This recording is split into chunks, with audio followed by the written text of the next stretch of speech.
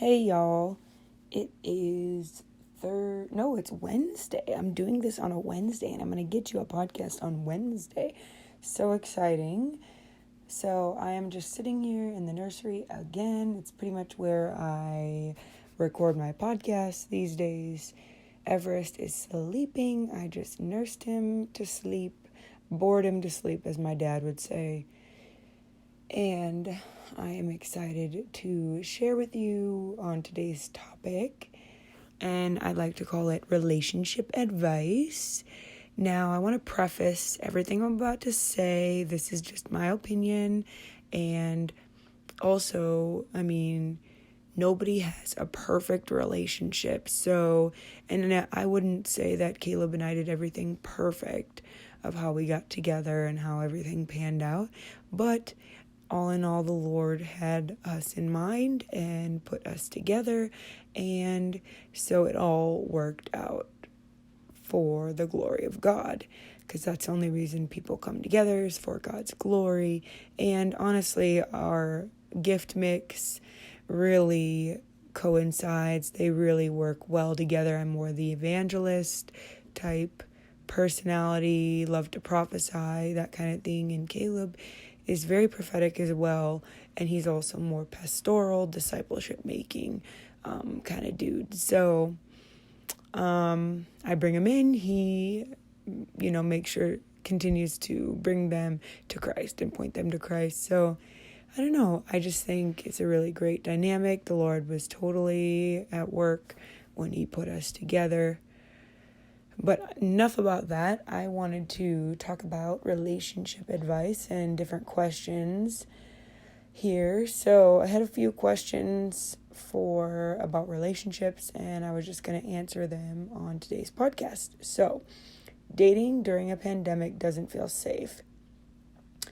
Question mark. I guess it's kind of a talk. It's kind of a, what would we do type of thing. And thing is, we did actually date during in the prime 2020 pandemic. Although we have another string, the cron, whatever it's called, string right now, or variant of COVID going around right now. But when we dated when COVID first came out, we dated during that time, and before we got engaged, and we were dating at separate places, in separate homes. I literally never saw him for 2 months, but we were texting and talking on the phone all the time. We video chat every single day.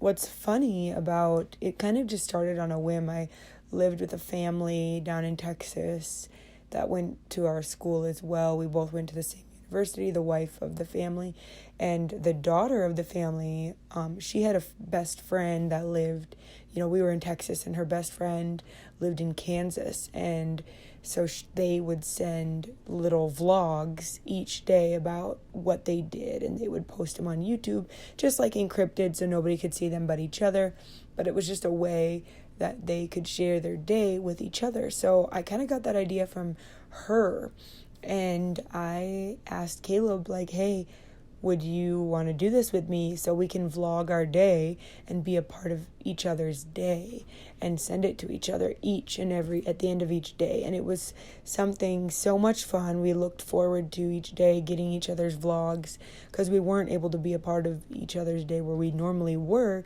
each and every day. And that was just something we both really looked forward to, and I kept them all, so I have them on a drive, with like a terabyte of space, and I just kept all of our vlogs, and I started putting the bigger ones on YouTube, and they're actually still there, but they're encrypted, so you can't see them. Caleb wanted them to be more private. They were definitely a lot more intimate than I would ever make a YouTube video, just very about him and I, and we were just falling in love more and more each day during this time, and it was just a really fun season. Although it was hard, I look back and it was just a fond time and a fond memory. Even though we were apart, it was just very special, very unique, very just him and I type of thing. And I really loved making mini vlogs about our day, and we made them sometimes super, super elaborate and very detailed, and sometimes they were just a quick little couple minute video of like all the things we did that day. And it was just a really special thing. And maybe one day I'll be able to share like parts of the vlog, just, for fun, on the Esther Effect. But right now I think we're just not sharing it. But that might be something in the future that we share. I think some people I saw during the pandemic, they jumped to getting married right before there was lockdown. I have a lot of friends that did that. Obviously, we weren't in a position to do that at that time. But we did end up getting married during the pandemic in August. So yeah, I mean, those type of boundaries in the end, I think, helped us as well. We were just growing more and more in love, and sometimes, the more you're together, if you're in secluded places. Luckily, our whole friend and dating marriage, we just had nowhere private to be. There was just no private places. Everywhere we would go, it was a public place, or it was our car, or houses that we lived in were just very, there were always people. So, that really helped us in staying pure and waiting even to kiss until we were married. That was just a really special thing. That was a personal conviction that we both had. And it really just made our first kiss, which was on our wedding day, just so special and so beautiful for us. That was just something I always wanted. I never knew that I could do that, but there was a lot of grace in the Lord helping make that happen in our lives. So boundaries and just staying pure through dating was a really, really awesome thing.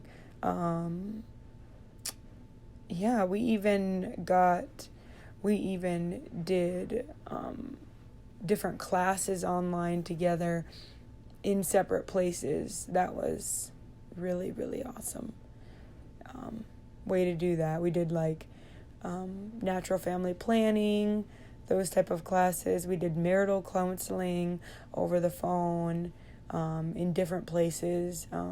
It was just a really sweet time. And you can totally date during the pandemic. I know people say, they feel it's not safe, but it is.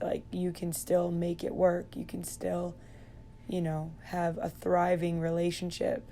And in our case, we were during the lockdown, so we had all the time in the world. He was an essential worker, so he worked, 8 hours a day, but still through it, when he was off, I was in lockdown. I wasn't able to go to work. I was also essential, but just with the circumstances with where I was living, it just didn't work out for me to go to work. So we got so much time together via phone and FaceTime in our vlogs. So that was so, so, so wonderful. What are some of the most important questions to ask in the first few months of dating seriously? I think one of the things I always did was I watched how the person that I'm dating was treating the waitress or the waiter at the place, or the people in front of us in line, or when we're stuck in traffic, or while they were talking to their parents or their siblings, how their relationship was with them. I always wanted to ask, what their relationship, I wanted to observe, not just hear what their relationship was about and with the Lord, but what it was see that. I wanted to see that, when they were going through a hard time, how they were able to cope with things, There's a lot that, in the first few months is kind of like we are kind of deciding, are you going to move forward in dating, or are you going to stop dating and, go separate ways? I really asked a lot of questions. I didn't really waste a lot of time when I would date. I didn't really date very often. I kind of could see being friends if I wanted to date someone or not. Yeah, I definitely would ask, what their vision is, what their call is, where do they see themselves in the next few years? Do we have the same calling? Do we have the same vision for our lives? Are we going in the same direction, or are we going in a different direction? How do they like to spend their day? Do we line up in, the vision and call on our lives on a day-to-day basis? Talking about kids, I know that's like, in the first few months, yes, because if you just simply don't want kids and the other person does, well, why are you wasting your time? Because long term, one of you is gonna be heartbroken, and it's just not, well, either way, if you have kids, the other person is not gonna have a good time for their whole life, and or the other way around, if you don't have kids, you're gonna be heartbroken. So honestly, I really ask big things. Like anything that's big, I'm asking it very soon, right away. Even as friends, I would want to know, do I even want to date this person? I'm asking the questions immediately, and I'm not afraid to ask those questions, and you shouldn't be either. You shouldn't be afraid to ask those questions be bold in asking these questions, and be straight with the answers, because just because you haven't been with somebody and you're later in age, it doesn't really matter, because you're going to be with that person the rest of your life. So you want to make a good decision,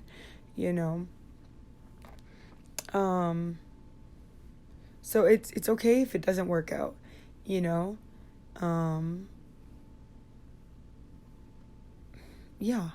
you want to be with the right person. So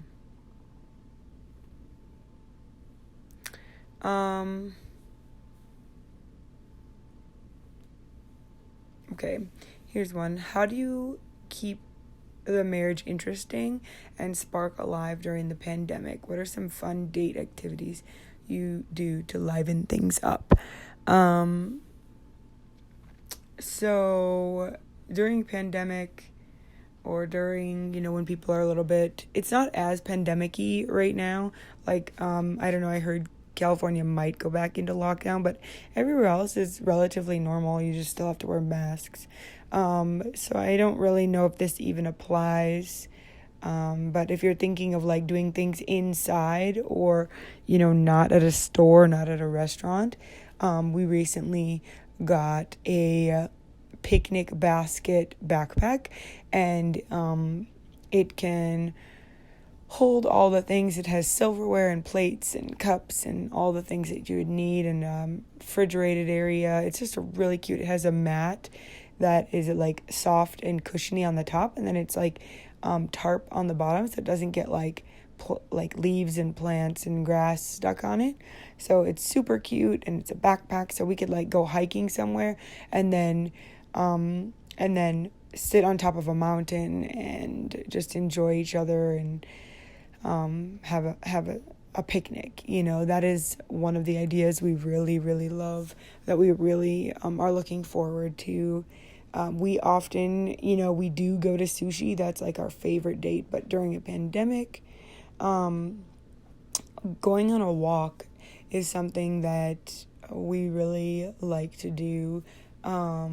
There are lots of like outdoorsy things. Like, we live close to Mount Rushmore. You could go to another monument, or like a thing that maybe a place that is in your area but you don't normally go because it's so local. Or like, for example, there are a lot of statues in Minnesota like I had never been to, but go to a place that is local, that is like a lot of tourists go to, and that you can go to in your local area that you normally wouldn't go to because, oh, it's just Old Hat, it's like local, it's, what you, but act like a tourist, go travel, go see it, but be in your own town, you know. Taking a drive and just go to get a coffee through a drive-through and taking a drive on a sunny day and just talking about life and talking about the Lord and talking about what you're excited about in the future and your past experiences and maybe hardships that you've gone through and things that you're motivated and things that you're excited about, things that you're dreaming about in the future and things that you have hopes for, even wild things you've never talked about of your dreams, like that you just would really wish to come true, but you could think it would never be able to come true, but you would really wish it could come true. Like, talk about those things, because sometimes we think that those dreams can't come true, but those things can come true, and the Lord wants to work those things out, and there's a reason that you have that on your heart,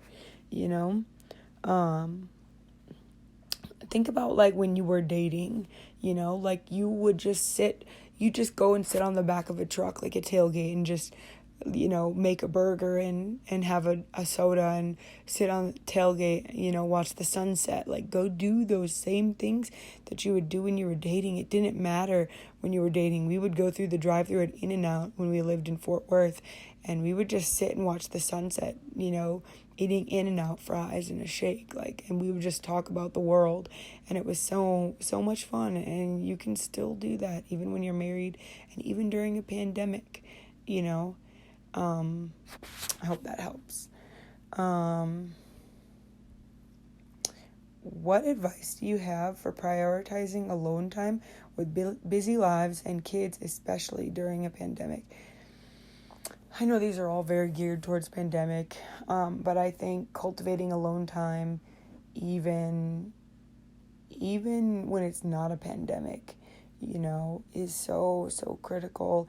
I often have alone time carved out for me in our situation because Caleb sleeps in and I'm an early riser and I go to bed early and Caleb stays up late. So in those times, we really do have our own alone time carved out for us.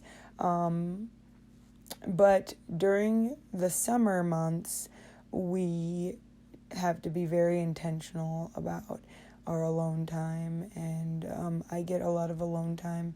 I'm granted I'm with the baby in the morning and I'm taking care of him while Caleb is sleeping in the morning and vice versa. Well, actually, I go to bed with the baby early, but Caleb is an introvert, so that alone time is critical for him, but I definitely need that too, just to be able to edit videos and film videos myself and do those type of things. So it's just being intentional, I think, and then being able to work together and be like, your alone time is this time and my alone time is this time, and being intentional about it and not, prioritizing other things above your alone time. You need that time to be with the Lord and to read the Word, and that is a lifeline. That is the lifeline in your life, and there shouldn't be any other lifeline that you have. How do you get through rough patches after being together for a while? I think that they mean, during a pandemic. I think this is what you mean, but I think people that, like in our case, we are together every day because we're in the off season with the ministry that we're a part of. So we are together every single day.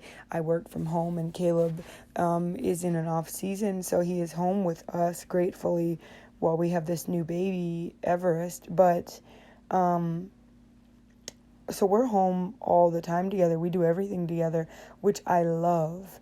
But there's always going to be rough patches when you're together all the time. And I think even when you're not together, and I think it's like you can get upset with each other really quick, but I think like there's inevitably that moment after you get upset and you're stressed, but you like calm down, you're like thinking about what happened and what the words that you'd said, and it's like, oh, like none of that really matters, and you can like slow down and to think about and to process what is actually making each other upset and stressed, and being able to like ask further questions, because oftentimes only arguments come from not being able to understand each other or misunderstanding.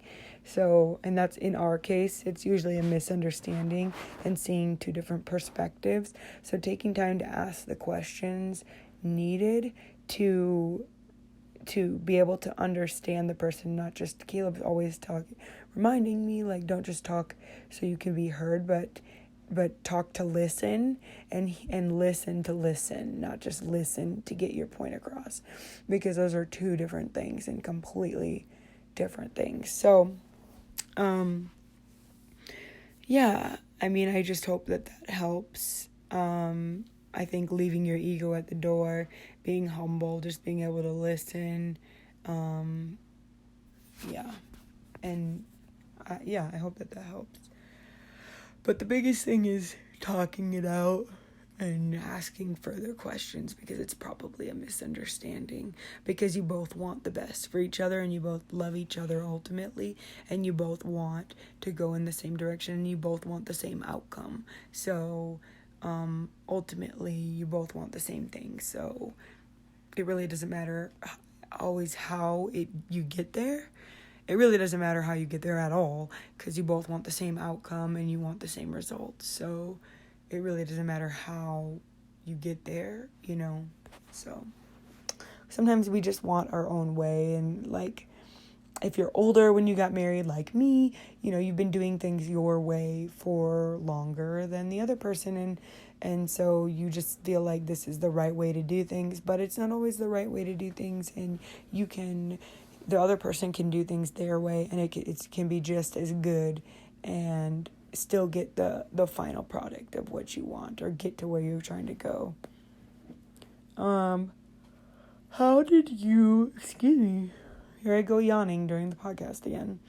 How did you and Caleb decide to have kids, and when do you know it's the right time? That's a good question. Let's just check how long we've been going here. Okay. So,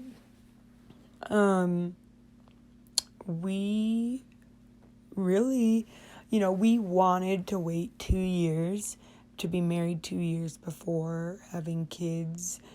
Definitely, I think that was the goal. But we also had we had a personal conviction, with not wanting to have any contraceptives, just because we felt like the contraceptive, this is a personal conviction and a personal belief that we have. So this is not me putting anything on you or, trying to sway your beliefs in any reason, in any way, but, or form. So we really had a belief. We believe that the Lord will let us know and will make us pregnant at the right time. If that was 2 years, then that would be great, but we just believe that the Lord knows we want kids, and that when He was able to give us kids, we were able to have kids, was the right time for us to have kids. And we had gotten pregnant only 5 months after we got married, and then the baby died only a month later. And then we got pregnant 3 or 4 months after that. So it was about half a year when we got pregnant. And then it was a full year and a few months later when we actually had our baby, Everest. So it was a year we got just us two. So when you ask, when is the right time, I think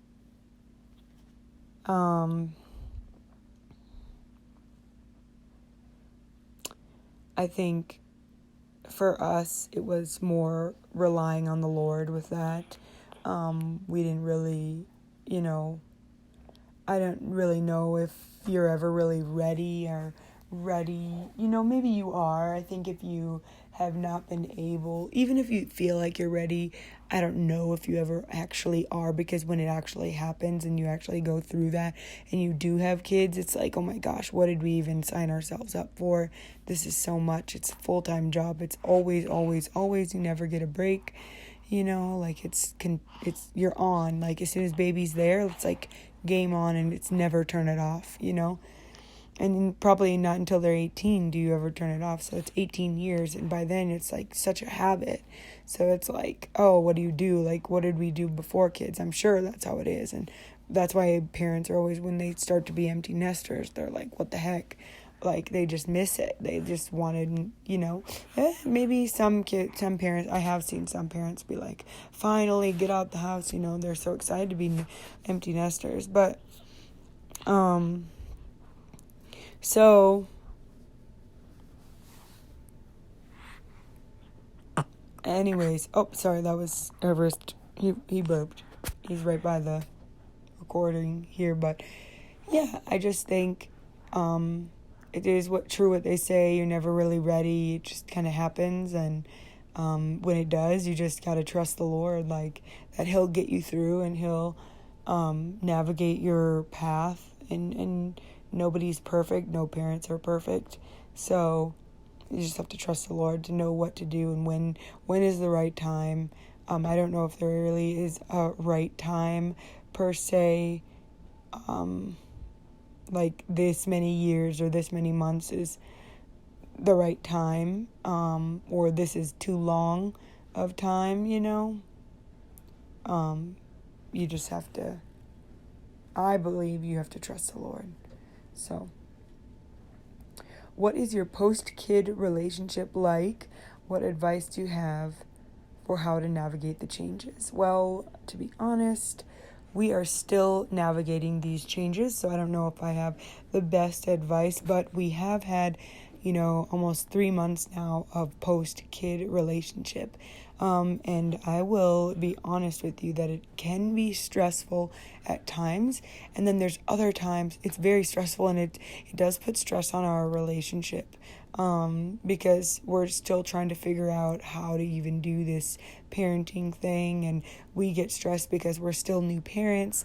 Probably by the third kid we'll be like old hat, we won't get stressed as much, or maybe we will because there's more kids, I don't know, but we're still trying to figure it out because we don't know what we're doing, and we're still learning that it can put stress on the relationship. But I will say, as much stress as it puts on us, it makes us closer, and it grows us closer together because we're learning so much.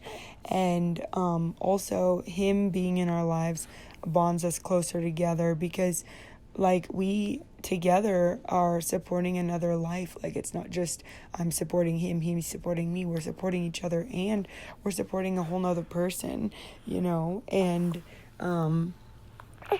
with that, the times where it's exciting and it's fun, and he's doing new things, and he's growing and he's learning, and he's just so dang cute, and then there's those moments where it's just like, oh, I can't thank the Lord enough for what he's done, and him giving us this little person, and bringing our relationship together. So our relationship post-kid is very different.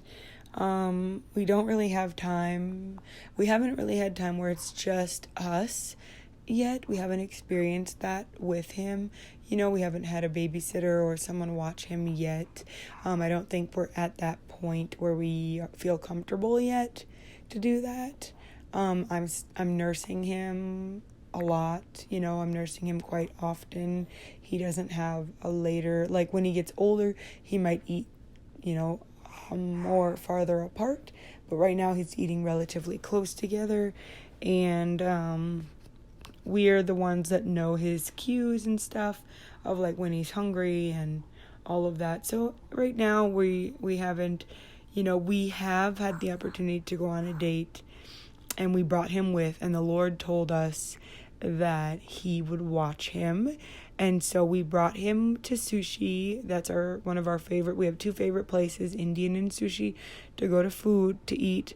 And we went to sushi, and he slept the whole car ride. So we got to chat, just him and I sat in the front seat, praise the Lamb, and not in the back, trying to console him. And then we got to sushi, and he slept the entire time, and we spent all the time we wanted, ate as much sushi as we could, and he slept the entire time. I did not have to nurse him at the table. It was so special and so sweet.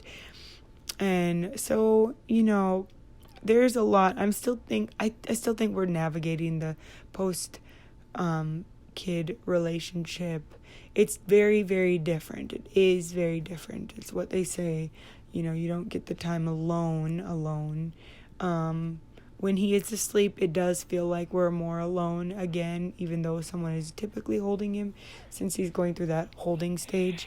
I think it will be different once we get this rocking swing. We are about to get this swing that rocks him to sleep, and I am praying he likes it enough where he will sleep on his own for a few hours at a time. We already decided we're not going to rely on that, but we do want to have a time where we don't have to hold him, all the time, where he's kind of in that stage right now where he has to be held. So, yeah, I think also,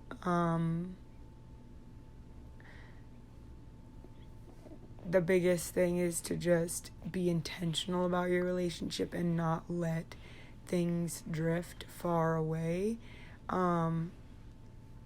That you just stay close and you feel like, so that you don't let each other feel neglected, but that you stay intentional about each other and about the other person. And yeah, I hope that helps.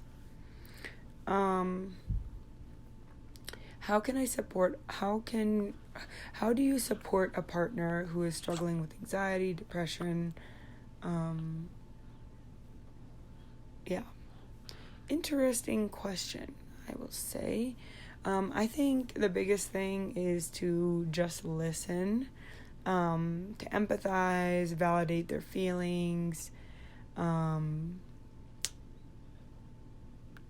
think sometimes, every time, we just want them to stop suffering. We want to help, we want to fix. But I think sometimes that just makes it worse, or it doesn't help the situation because they're just going through it. But I think it's so amazing how the Lord made it. It's usually just one person struggling and the other person isn't. So just to know that what you're feeling is valid and that your world isn't actually falling apart, even when depression or anxiety is telling you that it is. But just knowing that you're there for them, that you want to help them work this through, that you're there to listen, that you're not leaving them, that you love them even through this. And that I think the biggest thing is to just listen and to just continue to pray for them, because they will get through whatever anxiety or depression that they're going through. And prayer, literally, it's the Lord. The Lord is the only one that can get them through a hard time, a hard season like that. And we all go through that. And the Lord is the only one that can really pull us through something like that. So, do you two have similar love languages? If not, how did you resolve the difference on getting on the similar page? With Caleb, his love language is, I know it's acts of service and words and time, but I think acts of service is very high and words are very, very high. So, and mine is time and words. and touch. I think time and touch are my biggest, and Caleb's are acts of service and words. So I'm not always the best at this, but watching what I say is very important with him,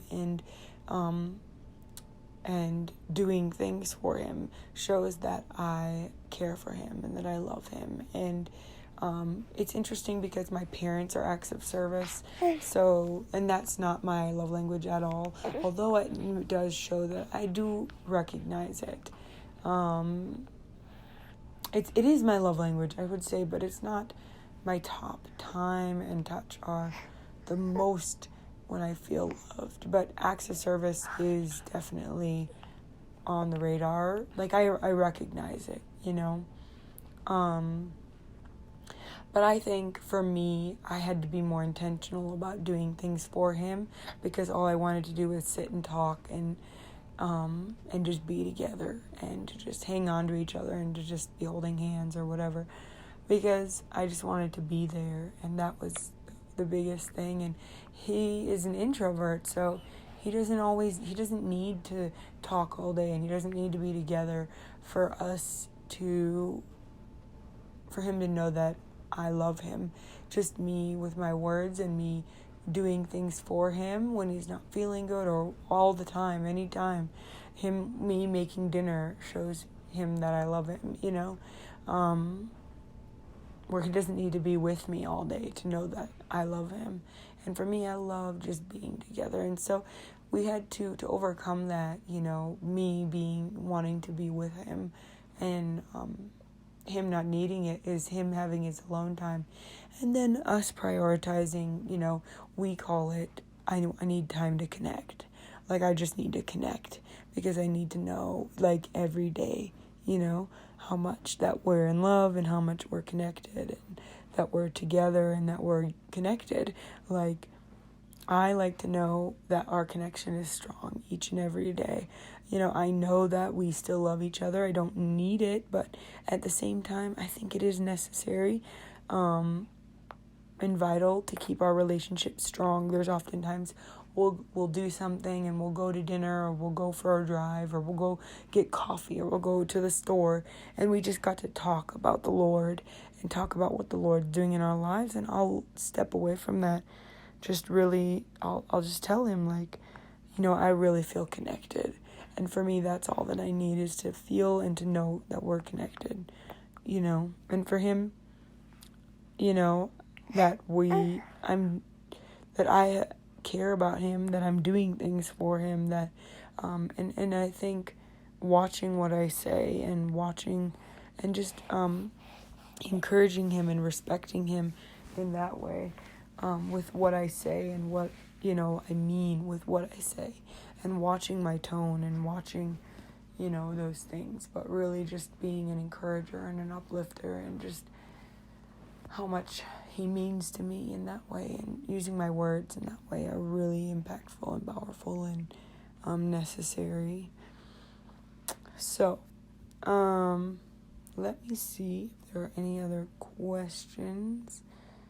I think that's about it. Today might be a shorter podcast, but I hope that you enjoyed today's podcast and advice on relationships. If you have any other questions or want advice on anything, or just my opinion or thoughts, feel free to DM me at Georgia Hertzberg _ on Instagram, or you can tweet me at GoTGD on Twitter, or you can leave a comment and a review on this podcast. I would love it.